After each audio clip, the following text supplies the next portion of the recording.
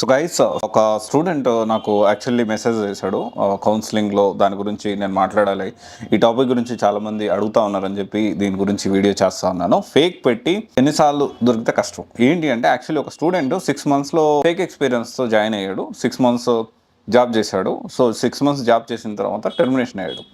అయితే క్వశ్చన్ ఏంటి అంటే, టెర్మినేషన్ అయిపోయాను, సో వాట్ ఎవర్ చాలా రీజన్స్ తోటి, అంటే చాలా రీజన్స్ ఉంటాయి టెర్మినేషన్ అవ్వడానికి. లైక్ బ్యాక్గ్రౌండ్ వెరిఫికేషన్ ఫెయిల్ అవ్వడం కానీ, లేకపోతే ప్రాజెక్ట్ మారేటప్పుడు మళ్ళీ బ్యాక్గ్రౌండ్ వెరిఫికేషన్ చేయడం కానీ, లేకపోతే కంపెనీకి రిక్వైర్మెంట్ లేదు అని చెప్పి ప్రాజెక్ట్ అయిపోయిందని చెప్పి మళ్ళీ వెరిఫికేషన్ చేసి వాంటెడ్లీ తీసేయడం, ఇలాంటి సినారియోస్ చాలా ఉంటాయి. సో అంటే వాళ్ళకి అవసరం లేదు అంటే డెఫినెట్లీ ఏదో ఒకటి చెప్పి తీసేస్తూ ఉంటారు. That is whole different story.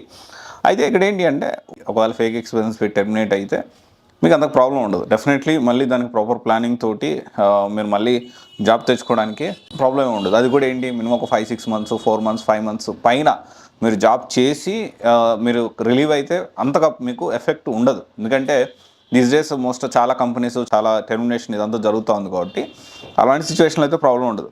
కానీ అలా కాకుండా ఒక 2 నెలల్లో కంపెనీలో చేసి ఆ కంపెనీ నుంచి టెర్మినేట్ అయ్యి మళ్ళీ ఇంకొక దగ్గర ఫేక్ పెట్టి అక్కడ టెర్మినేట్ అయ్యి మళ్ళీ ఇంకో కంపెనీలో చేసి మళ్ళీ అక్కడి నుంచి టెర్మినేట్ అయ్యి, సో ఇలా ఏంటి అంటే 1 month 2 months అక్కడ 1 month ఇక్కడ 2 months ఇన్ని పిఎఫ్లు క్రియేట్ అయ్యిందంటే చాలా ప్రాబ్లమేటిక్ అవుతుంది.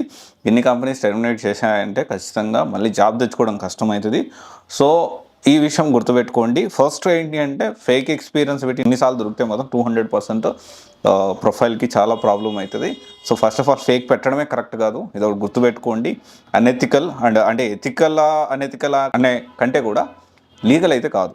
ఓకే. అండ్ ఇంకోటి వచ్చేసి, ఈ 6 months ఒకవేళ ఇట్లాంటి సినారియోస్ ఉంటే డెఫినెట్లీ మంచి కోర్స్ నేర్చుకోండి, ట్రైనింగ్లో ఉన్న కోర్స్ నేర్చుకోండి. Definitely you can start as a fresher. Experience పెట్టకుండా మంచిగా ఫ్రెషర్గా కోర్స్ నేర్చుకొని ఇంటర్న్షిప్ ద్వారా కూడా మీరు మళ్ళీ ఫ్రెషర్గా మీ జాబ్ తెచ్చుకునేదానికి పాసిబిలిటీస్ ఉంటాయి. సో ఇది కూడా మీరు ప్లాన్ చేసుకోవచ్చు. Most of the time please avoid this fake experience and all. Definitely ఇప్పుడు ఒకవేళ జాయిన్ అయినా కానీ తర్వాత ప్రాబ్లం అయ్యే ఛాన్సెస్ ఉంటాయి. సో ఇది ఎప్పటికైనా ఇది సింహం మీద సవారి లాంటిది, ఎప్పుడు సవారి నుంచి దిగితే అప్పుడు తినేసేటట్లు. సో ఇది కూడా కొంచెం ప్రాబ్లమాటిక్గా ఉంటుంది. సో సాధ్యమైనంత వరకు ప్లీజ్ అవాయిడ్. సో ఇది ఒకసారి ఆలోచించండి. Thank you.